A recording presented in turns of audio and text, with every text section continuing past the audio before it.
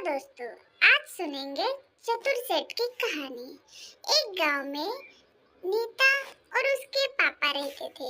नीता की माँ बचपन में ही गुजर जाने के कारण नीता के पापा ने ही उसको पाल पोस के बड़ा किया था। नीता के पापा खेतों में काम किया करते थे। नीता बेचारी घर में अकेली रहा करती थी। नीता अब बड़ी हो चुकी है। नीता के पापा कहते हैं नीता से, बेटा अभी तुम्हें शादी करानी पड़ेगी क्योंकि तुम अब बड़ी हो चुकी हो। तभी नीता कहती है, पापा मैं तुम्हें छोड़ के नहीं जाऊंगी, आप यहाँ अकेले रह जाओगे। तभी रामू कहता है, नहीं बेटा, हर लड़की को अपने घर जाना पड़ता है। एक दिन खेतों से आते आते सेठ रामचंद और उसका बेटा उस रामू की राह देख रहा था। वो रामू से कहता है कि सुनो रामू, मेरा बेटा नीलेश तुम्हारे बेटी से शादी करना चाहता है। ये बात रामू को अपनी बेटी को बताना सही समझा।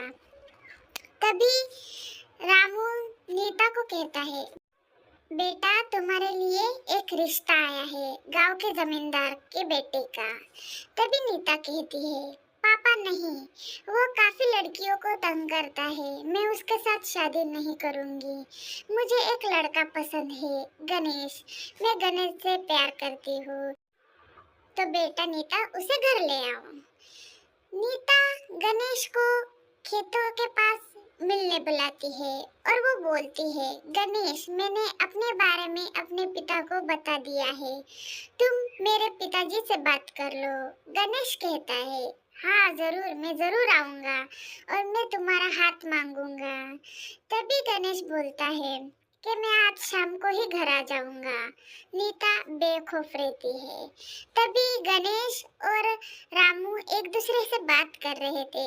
रामू को गणेश काफी पसंद आता है। नीता मन में कहती है, हे भगवान, अच्छा हुआ पिताजी को गणेश पसंद आ गए।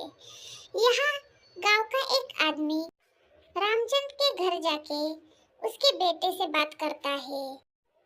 तुम्हें पता है रामू की बेटी की शादी तय हो गई। वो जो पड़ोस का गांव में वो गणेश है ना, उसके साथ। तभी रामचंद का बेटा कहता है, नहीं ऐसा नहीं हो सकता, नीता सिर्फ मेरी है। नीता और गणेश की बात सुनकर रामचंद काफी गुस्से में आ जाता है। वो कहता है, रामू ने मुझे जबान दी थी कि वो नीता की शादी मेरे बेटे से करेगा, लेकिन अब रामू मुकर गया था उसकी बेटी की खुशी के लिए। उसकी बेटी जो गणेश को पसंद किया करती थी। एक दिन रामू खेतों से घर आ रहा था। रामचंद ने एक सांप गणेश के पास छोड़ दिया और वो सांप जाके रामू के पैर को काट दिया और रामू वहीं पे बेहोश हो गया और वो गिर गया। ये बात नीता को पता चल जाती है। नीता बहुत दौड़ दौड़ कर अपने पिताजी के पास आ जाती है, अपने पिता को अपने पास बिठा लेती है और वो पिताजी को अपने हाथों में लेके रोने लग जाती है। अब वो बहुत रो रही थी, कोई उसकी मदद के लिए आ नहीं रहा था। जैसे तैसे नीता पिताजी को घर ले आती है। ये बात गणेश को पता चलती है। गणेश वहां से वैद्य जी को बुला ले आता है। वैद्य जी कहते हैं कि सुनो बेटा गणेश, अब रामू को शहर ले जाना पड़ेगा। उसे कैसे भी करके शहर के अस्पताल ले जाना पड़ेगा। अब गणेश, नीता और रामू अस्पताल आ जाते हैं और वो रामू ठीक हो जाता है। रामू ने सब गांव वालों को बता दिया कि रामचंद सेठ ने कैसे उस पर सांप के द्वारे हमला किया था। गांव वाले पुलिस में जाके कंप्लेंट कर देते हैं कि अब हम रामचंद की गुलामी नहीं सहेंगे।